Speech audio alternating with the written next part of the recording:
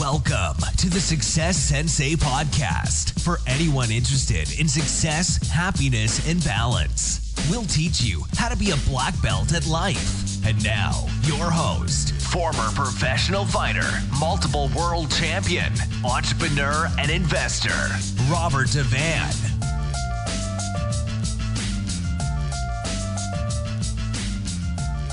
Bowing in. This is Roundhouse Rob, the Success Sensei, helping you to win at life one kick and punch at a time. Episode 138. And it's the Friday Blitz. The Success Sensei Friday Blitz coming at ya. How much money is enough? What is your number? Yes, I know it's a subjective question, how much money is enough, but it's definitely an exercise that everybody should go through and know roughly. It doesn't have to be exact, and certainly your number can change. The money, the figure that you think is enough may not be in the future, and you can change it. Some people that go through the exercise of figuring out how much money is enough for them realize that less is actually enough. So a smaller figure than they thought is actually enough, and other people a larger figure than they thought is enough. So you need to calculate what your average annual expenses are to figure out how much is enough to live. Then you also need to figure out what it is, what the large ticket items are that you wish to purchase or experience, so travel, etc., or experience, how much you need to be able to achieve everything on your bucket list, basically. So you need to know your living expenses and you need to know your bucket list. And you need to add up all of these things to get to figure out how much money is enough. Now, how much you want to keep, if you plan on not working ever again, then you need to calculate how long do you think you could potentially live for and put an annual figure on that. So for example, let's go hypothetical. I wasn't going to really get into the numbers, but let's go hypothetical.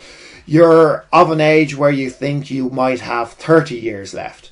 You want to have €50,000 annual expense money, 50,000 a year. So let me say that's 1.5 million you would need for those 30 years that you plan on living off €50,000 a year. But that doesn't include any of the high ticket items that you want to have. So you want to buy a large boat, you want to buy a brand new car, I don't know, sports car, I won't put a name on the car, whatever. So you added up all this stuff and it works out that your number is 2 million. Well, you need then to get cracking and figure out how can you make that kind of money to have it sitting there, especially if you're never going to work again, or a lower number and you are going to work, or your plans aren't 50,000 a year, there are 30,000 a year you can get by as long as you are debt free. You don't need as much money as that.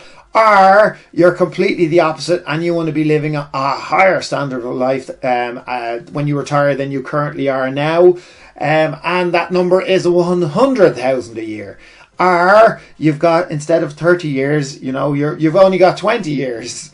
Whatever that number is, you need to play with your numbers. You really need to sit down and think what it is you need to sustain your lifestyle or to increase your lifestyle, or what kind of lifestyle would you like to afford, or what kind of lifestyle is enough for you. Enough being a really optimum word.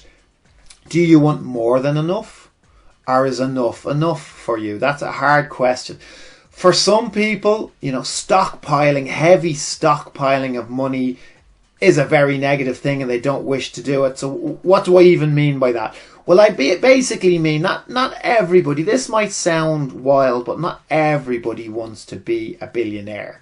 Not everybody feels the need to have that much money to the point where their own personal wealth is greater than that of a developing economy, where they specifically feel that their hoarding of that much money or that much wealth is keeping it from other people's pockets. Now, for some people, that number is a hell of a lot higher than other people's numbers.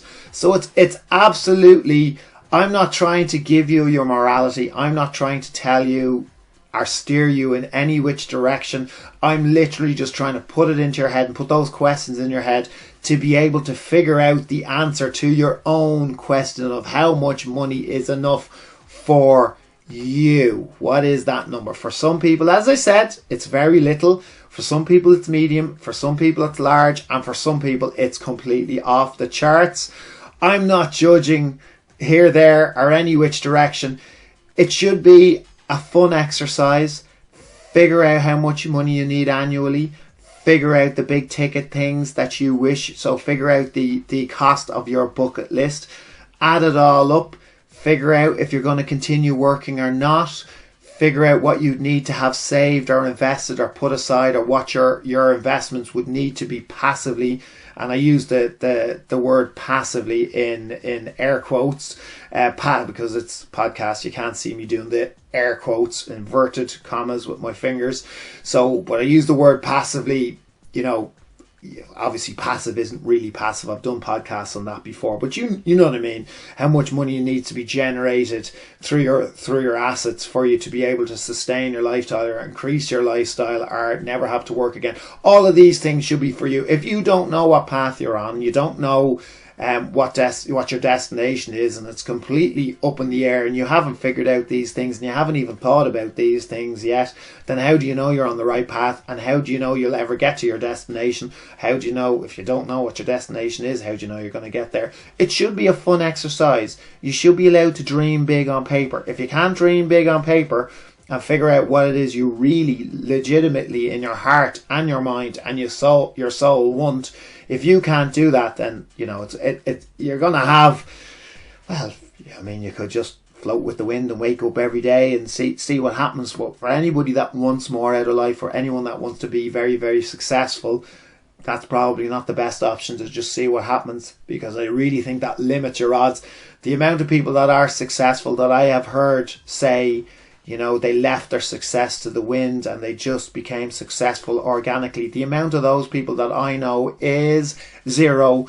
Anyone that I know that has reached a lot of wealth and very rich, filthy rich, like the podcast we did on Wednesday, were definitely very focused and very driven people. So figure out, have fun with the exercise. How much money is enough for you and your family? Let me know what you come up with while you're doing this exercise. I would love to hear from you. Thank you for listening. I'm Roundhouse Rob, the Success Sensei. Life is a fight you can enjoy and win. Bowing out. This has been the Success Sensei, fighting the winning fight. So add us, subscribe, like, and comment. Keep those hands up and keep moving forward.